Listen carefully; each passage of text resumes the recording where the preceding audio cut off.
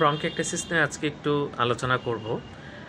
ব্রঙ্কিয়াক্টাইসিসে কিন্তু কাশি থাকে এবং কাশির সাথে প্রচুর পরিমাণে স্পুটাম বের হয়। এটা দেখে আমরা কিন্তু একটু ডায়াগনোসিস করার চেষ্টা করি এবং এই হিস্ট্রিটা খুব গুরুত্বপূর্ণ। তবে অনেক সময় ড্রাই ব্রঙ্কিয়াক্টাইসিস হয়, দেখা যাচ্ছে প্রচুর কাশি হচ্ছে কিন্তু কোনো স্পুটাম প্রোডাকশান হচ্ছে না। এটাও হতে পারে, কিন্তু কাশির সাথে রক্ত আসতে পারে।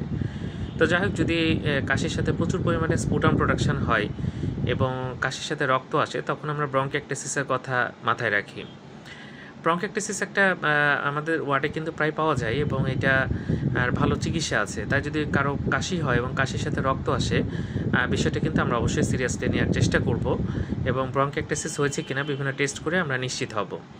এটা চেস্ট ফিজিওথেরাপি করা হয়। কাশিটা বের করার একটা উপায় আছে, অ্যান্টিবায়োটিক লাগে, কারণ এদের কিন্তু ফ্রিকোয়েন্ট ইনফেকশন হয়, প্রায় কিন্তু ইনফেকশন হয় এবং ব্রঙ্কিয়াক্টাইসিসের রোগী কিন্তু ভালোই পাওয়া যায়। তা আমরা সবাই এরকম যদি হয়, আমরা ডাক্তারের কাছে নিয়ে আসবো এবং সঠিক চিকিৎসা নিব। ধন্যবাদ সবাইকে।